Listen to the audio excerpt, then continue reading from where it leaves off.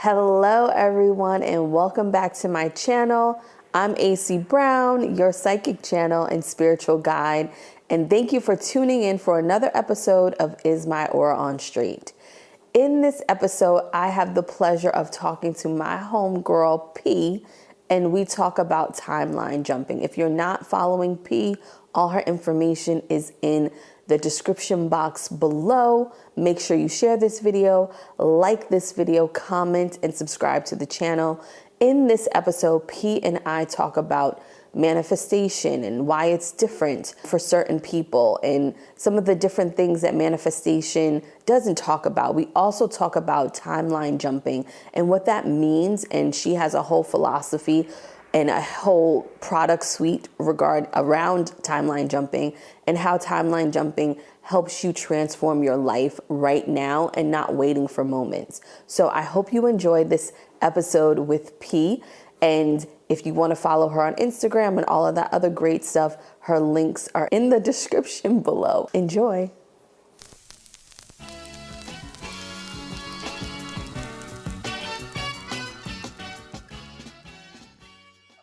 Hello, hello, hello, and welcome to another episode of Is My Aura on Straight? I am your host, AC Brown. I am your psychic channel and spiritual guide, and I want to thank you so much for joining me for another episode of Is My Aura on Straight? And today I have the fabulous P, and I am so excited to have you on here. I've been fangirling you for a long time. And now we're like in this thing working on a project together. Hopefully by the time this episode comes out, that project should be revealed, which is great. I'm sure it will be. I have a feeling it will be. And so it's been really nice to be in your space, and hopefully we'll be working on other things together. So welcome to the podcast. How are you doing today? Hello. Thanks for having me. I'm good. The eclipse has been amazing for me. I'm having a great time. I feel like the energy coming up to the eclipse was so interesting. And then suddenly I kind of had this breakthrough today. And so I feel great. That's good. That my moon is in Taurus. So I've just been hungry. That's all. Yeah. So I've just been hungry. That's it. I've just been craving food. Like, cause I'm like eating healthy and stuff like that. I've just been eating Starbucks for the last 3 days every morning for breakfast. So that's all for me. So the eclipse hasn't been bad. It's been actually pretty good too. So Yeah. I've just been hungry. I just been hungry. That's it. So first things first, jumping in, I always like to ask my guests, is your aura on straight? Oh, maybe. Okay. It depends on the angle you're looking at me from. Okay. Yeah, because to me that feeling feels like, is it balanced? You know, that's the question. That's how it translated into my brain. So some people might consider me balanced and my aura balanced. I purposefully try not to be balanced. So yeah, I'd say it depends on who you ask. Okay, I like that answer. So let's talk about that. You prefer not to be balanced. Mm-hmm. Why is that? And what have you gained from being unbalanced? So I like being harmonized more than balanced. Okay. And I find that like I see a differentiation between those two things because I'm also an artist, and balance is very, it takes a lot of effort to be balanced, and to like even the scales on things. And for some people, like my partner, he loves balance. He's like, when you do this, you do the opposite. It's the way his energy works. For me, I want to harmonize things. That's just easier. And it's kind of like, okay, well, this can be much heavier and much bigger over here, but it's so like this big, huge energy hanging out over here. It's great that that's big. And then you have this kind of like smaller, differently colored energy in the corner here, and they just go well together. They harmonize well together. The fact that these energies are kind of like different sizes, different masses. So yeah, I value harmony more than balance, and it's just easier for me. That's why. I love that. I really love that. So speaking of your artwork, which is phenomenal, I love how you infuse your artwork with what you do. How did that come about? It was an unfolding. I started out sharing art in around like the end of 2017. I started sharing it more publicly because I had an artist and coworker friend of mine passed away, and it felt like he was like, you better do art publicly. Like you should like, and so I was like, okay, fine. So I started posting things publicly. I mostly did like the first like couple months, I shared like little phrases that I would think about and illustrated them. And then I got really into portraiture and I just did portraits. Like I just did a ton of portraits. And it just happened to be people that I was interested in, which tended to be like the spiritual people in like the spiritual community or different things like that. And so a lot of like esoteric people started following me and like posting my stuff. And then I went back to doing words mixed with images again. And that's how it unfolded. And so when you do it now, because you infuse human design, you infuse your spiritual self-development, all of that stuff within it, how does that feel? Do you feel more connected to the actual like behind the scenes work that you're doing with human design, with timeline jumping and all of that with the artwork? Because when I look at it and you talk about a concept, it just resonates so much differently for me as like a viewer. Yeah, I think like I'm experiencing these things. So I just try to communicate what I'm experiencing in the simplest way possible, which makes sense. Being a 5'2" is just trying to like simplify things and make it really efficient so it can enter people very quickly. That's my intent. It's to kind of like box up what I'm doing and shoot it out to the world. I love that. I love that. So my next question for you is mostly about where you are now. And then when did you realize that you were having this kind of self-awareness, spiritual awakening to bring you to where you are now? What was that like? I've always been really self-aware. Like as a child, being self-aware was a big thing. However, I was raised in a Christian household. So I had the same amount of self-awareness whilst in a Christian household, and was a bit confused because I'm like, there's a lot of holes in what I'm being taught. And some of the stuff just isn't clicking, which was like very frustrating for me. And then finally I moved to Atlanta after I graduated high school with my mom.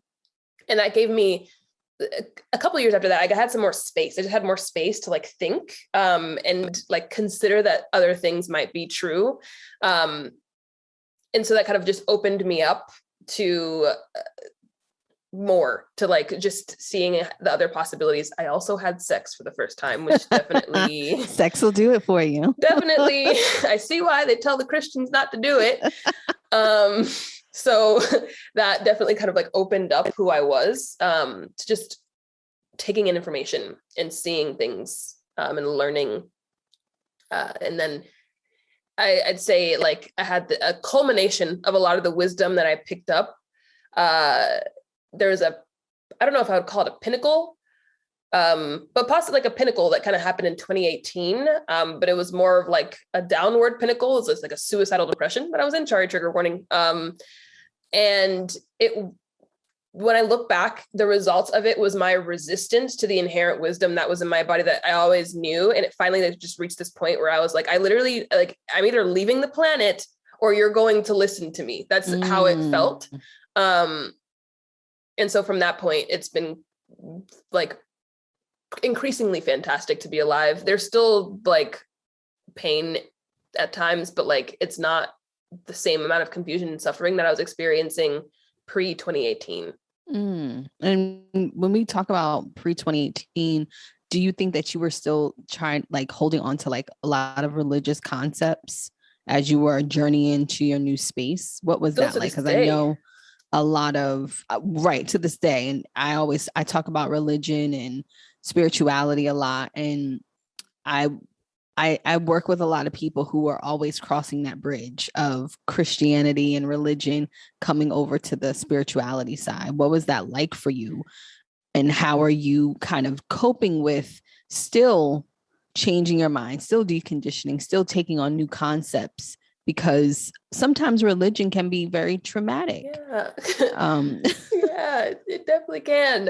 Especially my parents are West Indian. And so okay. Well then, well, I'm sending you a virtual hug. So so it's, it's in my grandma used to be like Catholic, like it's really intense, with like the Caribbean upbringing as well intermixed with that. It was what very helpful. part of the Caribbean? My mom is from Dominica, the Commonwealth of Dominica. My dad is from Okay. St. Vincent. Oh, okay. I got a little bit of Bayesian in me. So Okay. yeah. All So right. a little bit of Barbados. Yeah. My stepdad is Bayesian. Okay. And I went to Barbados actually 2 years ago. It was beautiful. I love that place. Yeah, Barbados is nice. So the West Indian background. Yep. West Indian background. And then you're saying, okay, this is not right. Something's weird about this. It's not resonating. So what is that process? What did that look like for you? Well, the first thing was questioning evil, and that's still a thing. That's like the longest lasting thing that I've experienced, is kind of like, well, what is evil? I never was afraid of the devil as a Christian, and so I think that's partially like why I couldn't really get into it as much, is because like the demons and devil thing never scared me, because I was like, well, if God's real, why would I ever be afraid of them? That was just the only way that my brain could make sense of that. And so I was just thinking about evil in the world, and so the fact that like those biblical stories said what they said, and they said what they said about what God is, the contradiction was really messing with me. And I needed answers to that contradiction. And so that's why I kind of like looked into the universe being more neutral. That made more sense. Because assuming that like God is loving and kind, it was just really weird for me. Like I was just like, no, because people are being murdered and raped, so God is not loving or kind. I'm like, God is a neutral energy who is witnessing all of it and loves all of it, and that like it's not loving in the way that we understand love. And I couldn't view it through the lens of Christianity. So once I started opening up more and seeing more of the world through neutrality, and neutrality is very easy for me to be an assumed state of. I also, my motivation is innocence in human design, which I think adds to that. Yeah, that definitely probably helps. So from neutrality, from being in neutral, everything makes sense. Like as soon as I get to neutral, the answers are everywhere and everything is obvious. Everything just feels very obvious. And so that obviousness, I just kept following the obviousness. And that's kind of how I got to where I am, is neutrality. Look at the obvious answer, go towards that. Okay. I love that. And I would agree. For me, my journey, a little bit of not so, thankfully I had, elders in my life who were religious, but who didn't make me feel bad because they knew of me being psychic and things like that. So it was like, listen, this is what we're dealing with. No need in making her feel bad, especially with my motivation being guilt. I would have really been messed up, even though it did for a while. I tried to hide it and like, just like, you know what? I don't want to deal with this. Let's bury it. And that didn't work. So here I am, but I totally understand that. So when you look at where you are now, coming from that religious kind of space, what would you tell your younger self?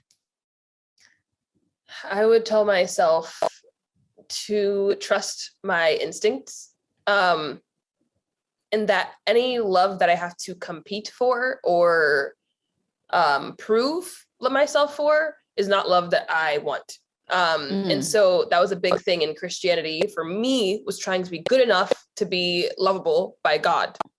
But it was weird. I remember I told my best friend, still my best friend to the day, she's still a devout Christian, but I remember we were like 12 and I was talking to her this one time where I'm like, okay, the God that they talk about in church is not the God that talks to me in my body and like in my head. And like, this one loves me literally no matter what I do. Like I can feel unconditional. Yeah. And she was just like, she was like, how can you differentiate between two? And I'm like, there's something weird about what they're saying. It's something different. I Spirit sent me a message, and I say this, and I'm going to talk about it at some point, but Spirit, my guide, sent me this, and people might not like it, but they said to me very strongly one day when I was in the shower, I wish people would leave God out of religion. And I was just like, okay, I don't know what y'all want me to do with that, but I'm gonna let that sit there. So I Yeah. totally understand that, where you're saying Yeah. that. And how do you make, I don't even want to say make peace. How do you live as full out as you do now and as bold and bright, knowing that sometimes your mind might take you to a place of what you're doing is wrong? Mm-hmm. Ooh, I connect to love in my body. That's the only way I can get out of those. Is letting myself, I ask my body, I'm like, can you show me what love feels like and fill me with that, so that with everything that I do, it's like love is the only thing that can come out if I fill myself with that. And I'm like, as long as I'm doing that, I'm okay. Like that's at least for me. And like I was taught that partially through like my relationship with God as a child, but also through psychedelics when I would go through like dark, trippy, scary, not dark, I don't want to use that, but like scary things, like where I feel like I'm going to lose my mind, or like this is the most terrible thing ever. I would remember, I'm like, love will literally pull you out of anything. Like if you feel love, it's going to flip directions in the opposite direction so fast. So now I'm like, love is the most magical thing. Like it fixes everything. That's the only way I can't do any sort of logical arguing to try to make myself feel good about what I'm doing. Just I have to let love move through my body and know that that's what's coming out of me. I love that. And so when you think about, let's say, human design, because it's a tool that you use, how do you incorporate that with love? Because the human design world is, you get in it and it's like rabbit hole. I learned something new about myself. I understand myself. And so what was that process, that layering on top of like, okay, I know unconditional love is going to bring me to my highest place. Now I have this new tool that I'm using. What is that? How is that infusing into more love for yourself? Well, I'd say first thing is when I'm doing sessions for other people, I make sure that I'm steeped in love first. Like I want to make sure that like what you're getting from me is pure unconditional love from like a mother's love. Like I want to try to translate that into every single session that I have.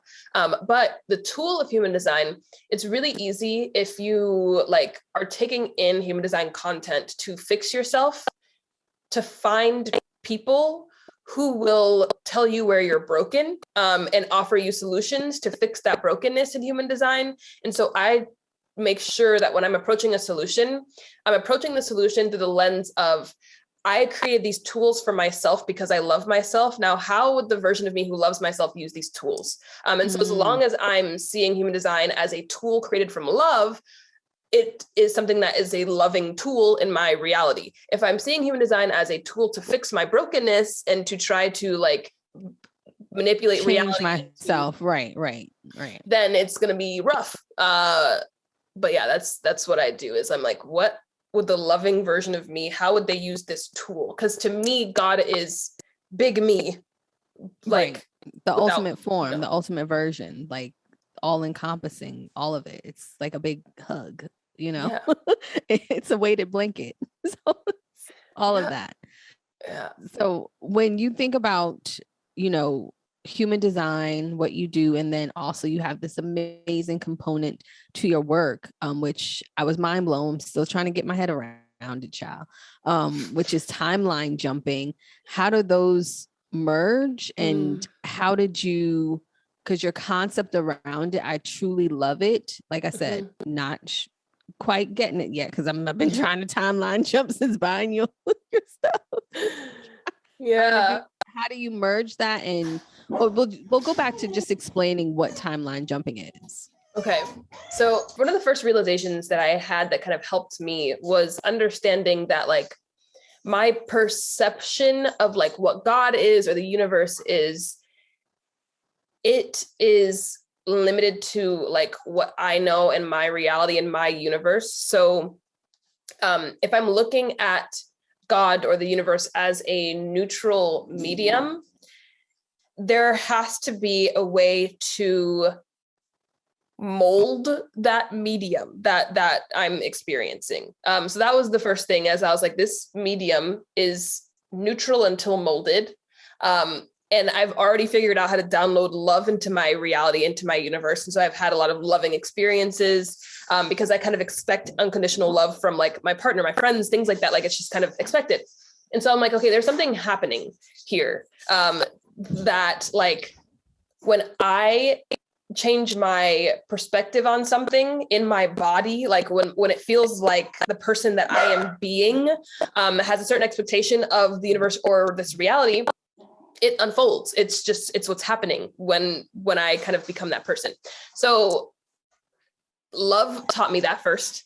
And then I started reverse engineering how I embodied versions of myself before experiencing certain things. So my partnership, like with my partner right now, is one of the things that was really clear to me, that showed me that I'm good at manifesting, because he's literally come to me in dreams a couple times. He's like everything that I wrote on a list, except for he's 6'1" and I wrote down 6'3", but everything else he was on. Right. A little technical difficulty, guys. It's okay. I'm gonna give you a pass. You know, I said 6'3", but you delivered. Cool. But he was everything on that list. And I remember that I did something, like there was a moment that I shifted my energy. And so I asked reality to show me what happened.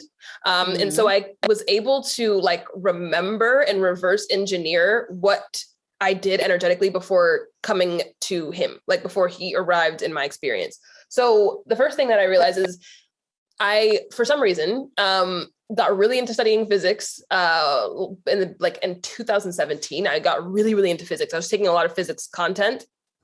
I can't consciously remember some of the things that I learned from physics, but it was like installed into my body, these concepts, like the laws of conservation, like inertia, gravity, all of those things just kind of logged into my body. And so my body kind of naturally started developing a way to use that, but with like the energy around me, using my feelings. And so what I did is I realized that if I am able to pause my energetic momentum, so like with the law of conversion energy, if it's moving up a hill, then equal amount of energy that's moving up has to be the equal amount of energy that comes down. That's just kind of how it works. So I realized if I can neutralize my energy, kind of producing this like a potential state, a potential kinetic state, I can move in any direction after that.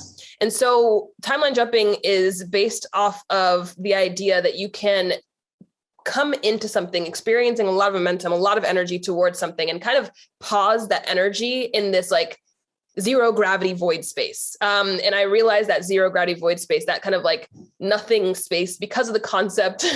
I don't know, this sounds really wild. No, it doesn't sound wild at all.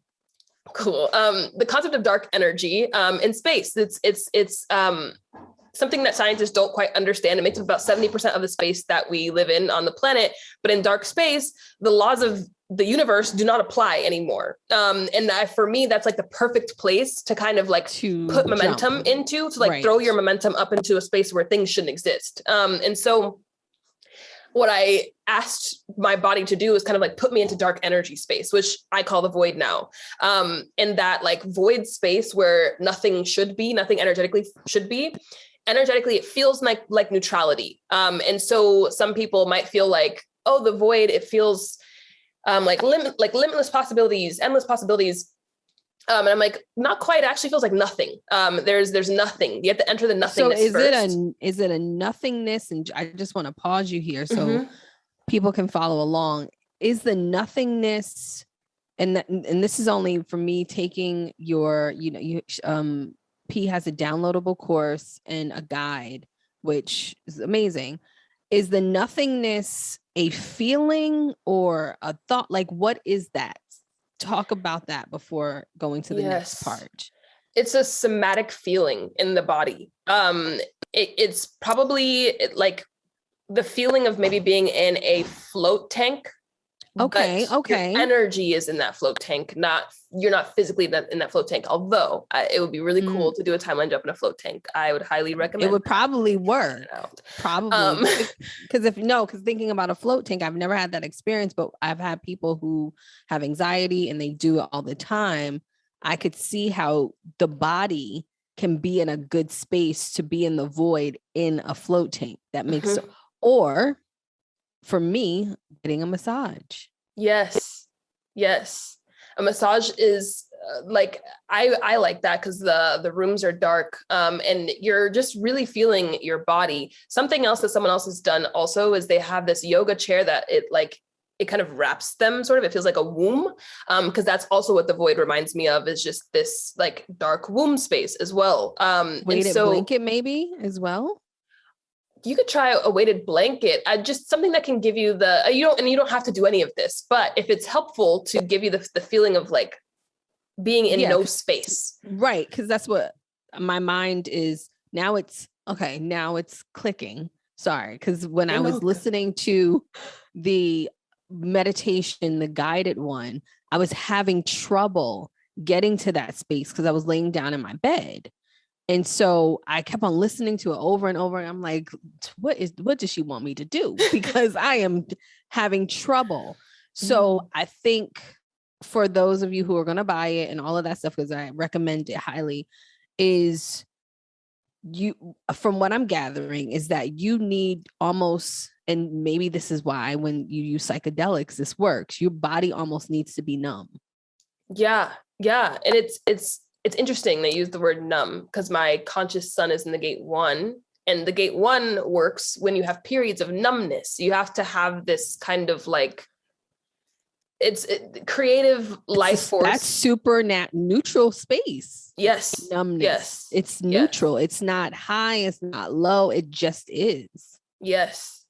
And the thing is that when timeline jumping, what you're doing, because I always say you have to locate where your energy is now, be very aware of your current state, be very aware of how you're feeling, how you view yourself, the stories you're telling about yourself, bring those with you into that nothingness, because in the nothingness, it starts to dissolve. It can't exist there. It starts to like not become itself anymore. It starts unbecoming as soon as you enter that like no space, that neutral space. It starts morphing into something else that's sometimes like not describable anymore, or it's something that you don't really have a heavy attachment to anymore. There's not as much density around that thing anymore. But that no space moment, that like kinetic pinnacle point where they're like you could fall in any direction, bringing everything to that point, it releases a lot of like tension and heaviness around topics and like someone's like timeline, and the things that they told themselves are true about their timeline. Because my intention, and I believe the reason why I was able to download this, is because I told reality that my intention was to not make people feel like they have to do all this fixing and healing before they can get what they want. Because child, that's what I listen. If somebody's been in therapy for the last year and a half, listen. Okay. But continue. I digress. Sorry. But no, and that's the thing, is that like it felt like for me, I was seeing how stuck I was, and I kept doing the things that people told me that I should do to like fix it, and to be better, and to like love myself enough or be worthy enough to like manifest the things. And that wasn't working. So I was like, okay, I know I'm smart, so I'm doing the things right. What is happening? And I realized that it was the idea that I thought I had to fix myself that was stopping me from getting things. So as soon as I brought all of my issues, my perceived problems into the void, I was able to look at them and I'm like, wait, these aren't actual problems. Like you're literally perceiving them as problems. When you look at them differently, it's like, it's not what you think it is. Like it starts to change and mold and morph. You start to see how like certain things were serving you. For instance, like one thing that I've recently jumped out of, and which was a big one for me as I have 4 signs in Scorpio, was my like suspicion. Like I was just kind of like just suspicious. Petty yes. Scorpio. Listen, I tell people, listen, if you ever get to a relationship with a Scorpio moon, just, you know, think twice, because that I know Scorpios, that is a very intense to have what 4 planets are in Scorpio?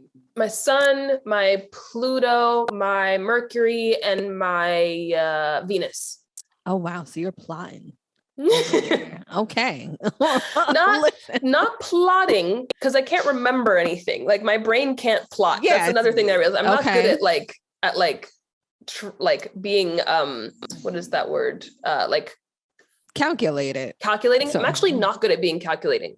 But what I am good at is squinting at everything and like being like, and like, something's not right here. It don't add up.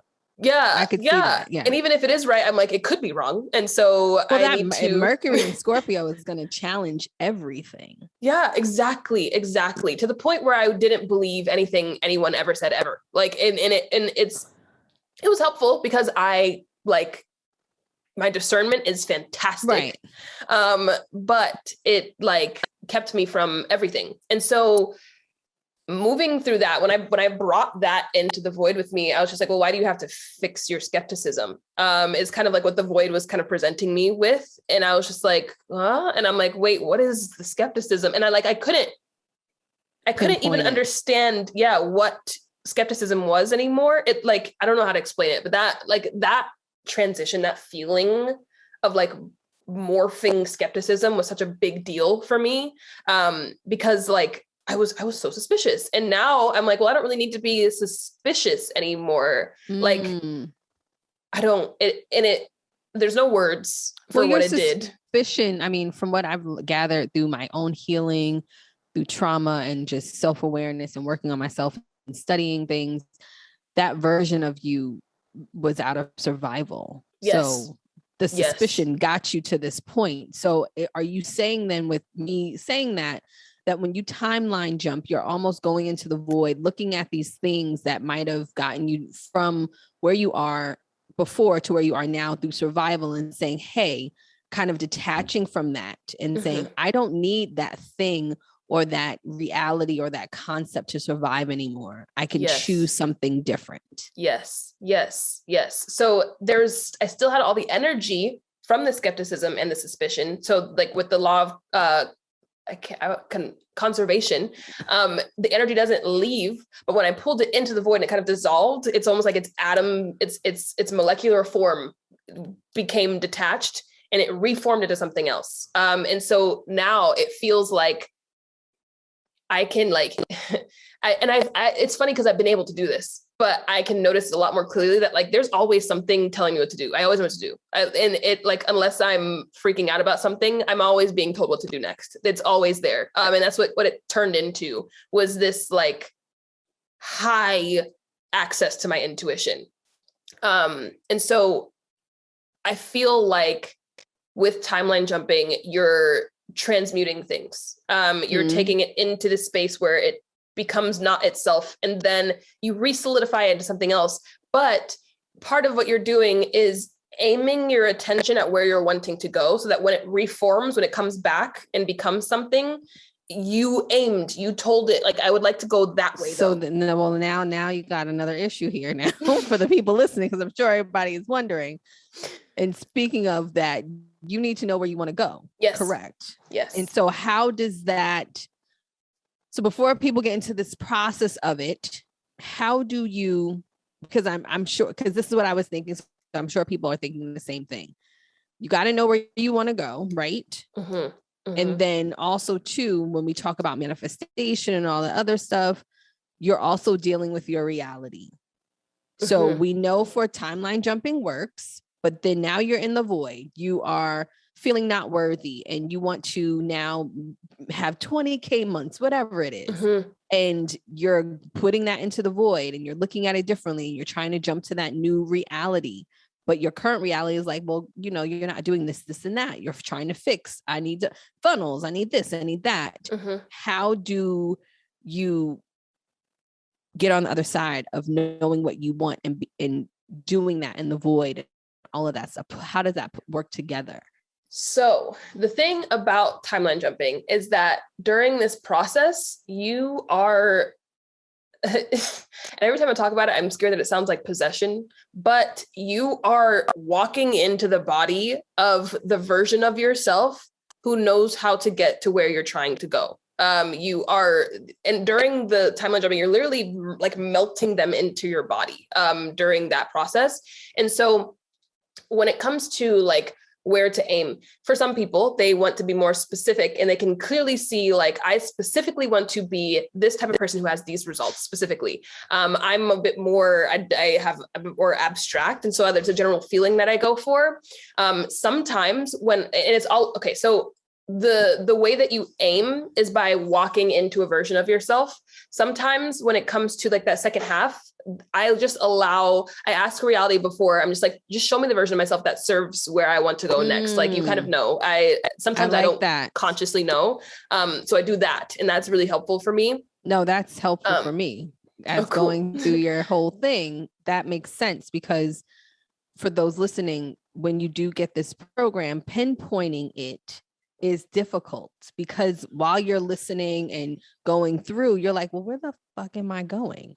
You know what I mean? Because now you're trying to think about what I want and those kind of specifics. So yes, that helps, that you ask what's the most aligned version of yourself that you need to do to accomplish that. That makes a whole lot of sense. Yeah. Yeah. The most aligned version of myself, that's like the easiest one. That's also the most surprising one, because sometimes the version of myself that pops up, like the last like funny one is I saw myself with like blue scales all over my body. And I was like, what is that? Like, who's that? Why do they have scales? But like now I can feel it. Like when I walk, sometimes the blue scaled version of me walks differently than how I used to walk. It was really interesting. But another thing that I do also is I will ask for like sometimes specific states of being, because I know that like, that's what I want. And so for me, like safety was like the safe one. And what I mean by the safe one is not that I experience things out in reality that like are inherently safe, but like I'm the one who, in whatever experience that I am in, I am safe. Like I'm protected and am safe. And so that to me is a state of being. And I felt like that was just really, really important for me to access that version of myself, because it feels like that's a version of myself that has been yelling at me and like wanting to come through in a really big way. But I've been resisting it a lot. And it took time. I had to do like gradual jumps, because like, that's another thing is that sometimes like don't jump super far away. Right. If you can't your body handle that. Can't handle it. Right. Yeah. Your body can't handle it. And you feel, just FYI to people who are going to do this, you feel it. You feel the resistance. And so you have to gradually, that's why I like that concept of this is what I want. What is the next version or the highest version that I need to be to get there? Because sometimes the bigger vision, your body can't handle it. That's too far.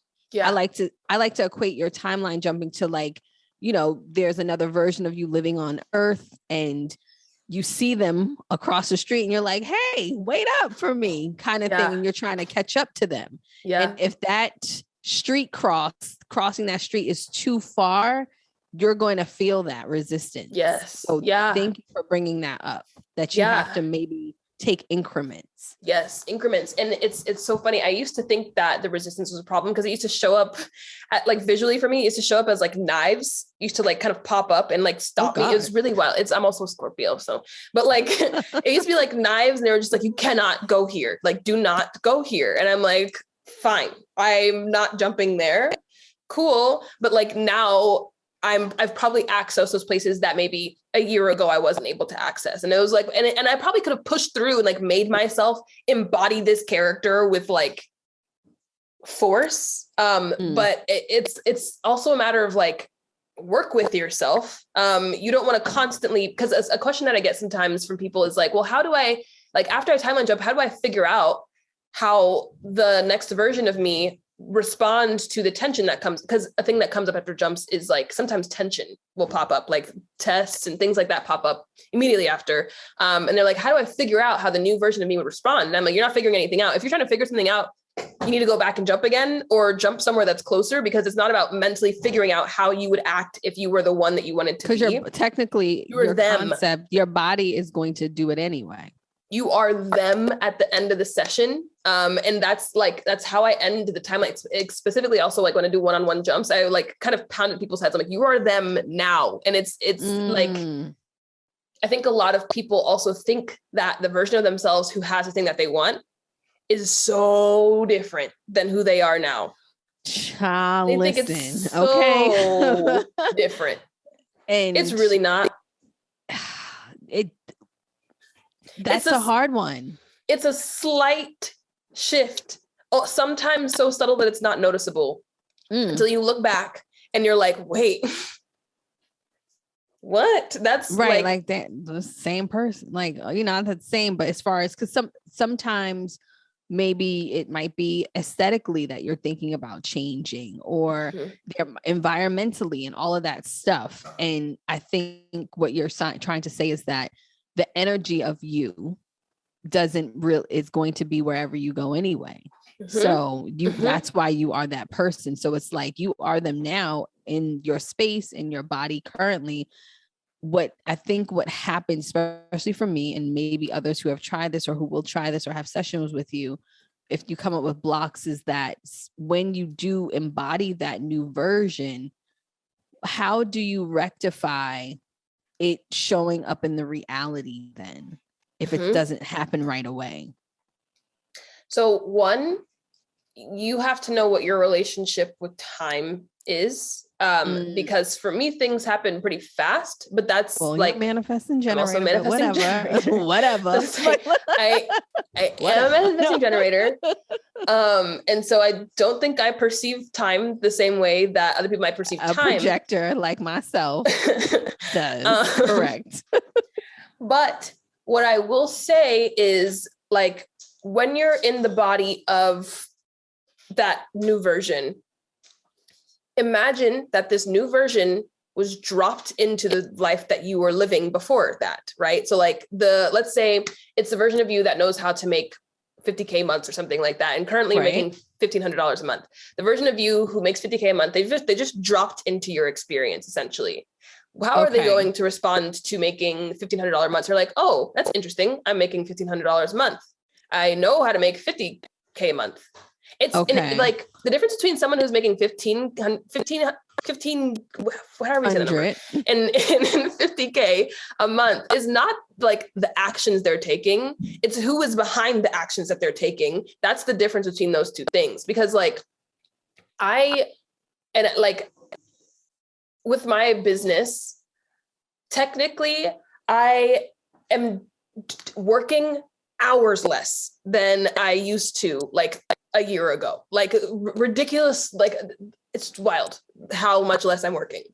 And it's like the amount of effort that I am putting out into the world is not physical effort, it's energetic effort. It's me being willing to hold the state of the one who can hold the big things. It's like my energy has stretched out to be able to hold the big things. And so I move like the person who can hold the big things. And so reality is like, oh, you can hold the big things. You can hold the big things. So it's happening now. Okay. That makes and when you say that, Robert Kiyosaki, however problematic he is, Rich Dad, Poor Dad, he did say something many, many years ago that always stuck with me, which refers to the timeline jumping, is that he said, if I lost it all today, I could go get a job at McDonald's and I'll be in the same position I am now in 2 years. Yep. And he was like, so that's why I don't worry. He's like, I could do this all over again. Yeah. And it's so funny. I remember I was living with my mom, like at some point in 2020, like early 2020. And when I embodied this new version of myself, I started doing things and I had to pay this bill that was like a big chunk of money. It was like a lot. And my mom was like, you gotta find a way to do a payment plan. You gotta she's freaking out. Right. And I'm like, I'm just going to pay it. And she was just like, what are you talking about? Where? Where? Yeah, what are you saying? She's like, that's going to take all your money to pay that. And I'm like, no, like it was, I don't know how to explain it. It's just this feeling. If you're if I'm correct with your theory and your concept of timeline jumping, is that your embodied version of who you want to be pays those bills and doesn't worry about what's there because the money's going to be there after. Yeah. So it's not that you are tapping yourself out. You were just fixing the problem right now because it's coming. Because I can, like, and like, it was almost like my mom's fear was shocking to me. Whereas like a month before, it would have been shocking to me that she was freaked out. We would have been freaked out together. We would have been like, oh my God, how is this possible? But I was just like, no, I'm like, why are you freaking out? I don't understand. And it was like, I was a different person talking to my mom, still felt like me, but like the energy around that was different. I paid it off. I got the money the next day. And she was like, what? She was confused, like looking at I would be too happening. But I was just this like, brings up, oh, no, sorry. I was just like, well, yeah, duh. That's how it felt. But this brings up a good point about therapy, which I still think is a viable tool for you to heal trauma, because if you are going to be timeline jumping, going into the void and embodying the new version, you still have to deal with the old stuff that might get in the way. Because that's where myself and other people, I think, who, you know, I've made them buy it and all that stuff. I'm like, well, I'm having problems. Is because at the time, my body didn't handle some trauma. So when I'm timeline jumping, that resistance kicked in real quick for that big vision. It was just like, girl, you can't go there yet. My body was like, nope, we not. But now dealing with the trauma, handling those things, I can timeline jump to the next highest version because I'm actually prepared for it. Yes. So it's not necessarily about fixing yourself. It's about removing some of that baggage and those blocks so you can be more receptive to your new version.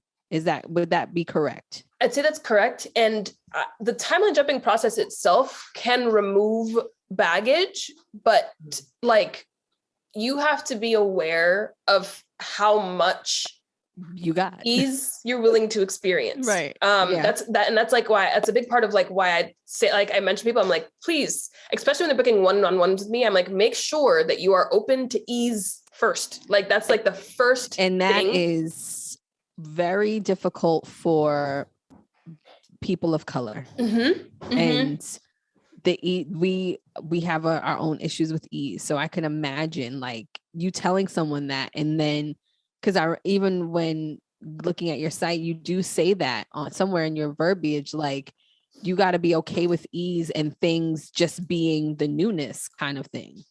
And I know that people probably be like, nope, well, let me not move forward. And they shouldn't. And that's why I put it there, because I'm like, don't do that with this stuff, because it's an accelerant. Like that's what it does. It accelerates things. That just, the timeline jumping accelerates. And so sometimes when people bring in desperation, that's probably like the worst sensation to bring into the jumps is desperation. Because I'm like, life is you're not jumping nowhere. Yeah, because you're like, not gonna go nowhere. Where are you jumping to? and it could be like, if that's like, if you're someone who's going to bring all that desperate energy into it, and you trust that you're going to be able to like be that new self and respond to the things that life is going to throw at you after that, because the law of I can't ever say that word. The law of conversation? No. Conversion? No. It's, I can't remember. Somebody conservation. The law of conservation. If you are bringing this desperate high energy into this and you don't fully neutralize it in the void, the chances of you fully neutralizing that in the void are pretty low. And you leave and you enter the new body of that new self, reality. So I always say that reality comes and presses up against you. And I feel like it's kind of reality taking stock. It's kind of like, well, where are you at? Like something just happens. Like it's almost checking you. It's like checking you. Yes. Yeah, like it feels like reality goes like that. Oh, and it's like, well, who are you essentially? So those are the times you're integrating the timeline jump. And that's what some people call triggers. I call it tension. And it's like reality pushes up against you. And it does it in so many wild ways. The stories that I've heard of like the way it pops up, they're so ironic almost every time, but pushes up against you.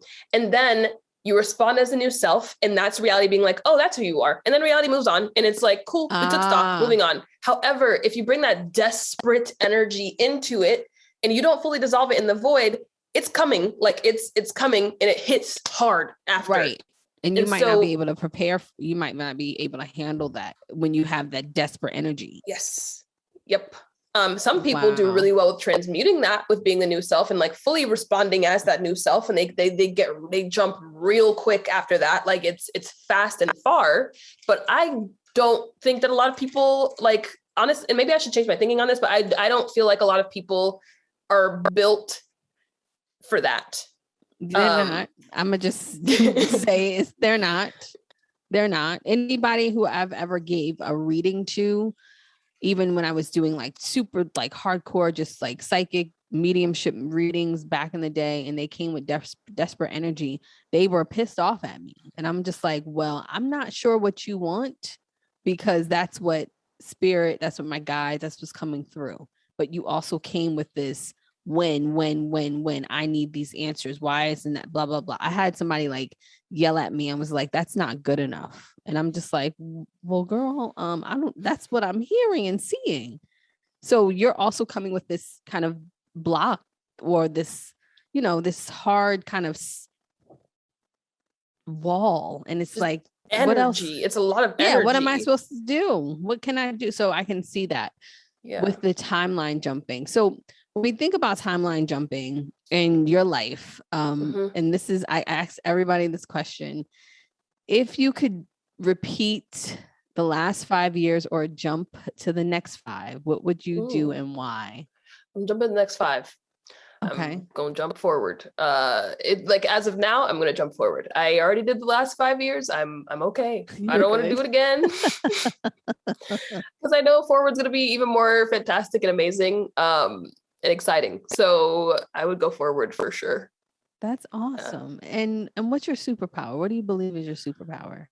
Transformation is the first word that popped up. So I'm going to say transformation being my thing. And I think it's because of my ability to go to neutral, like so quickly that like, if you're around me for long enough, I'm going to neutralize whatever you're experiencing. And so then you'll transform automatically, just by talking to me. That's what it feels like continues to happen in my experience.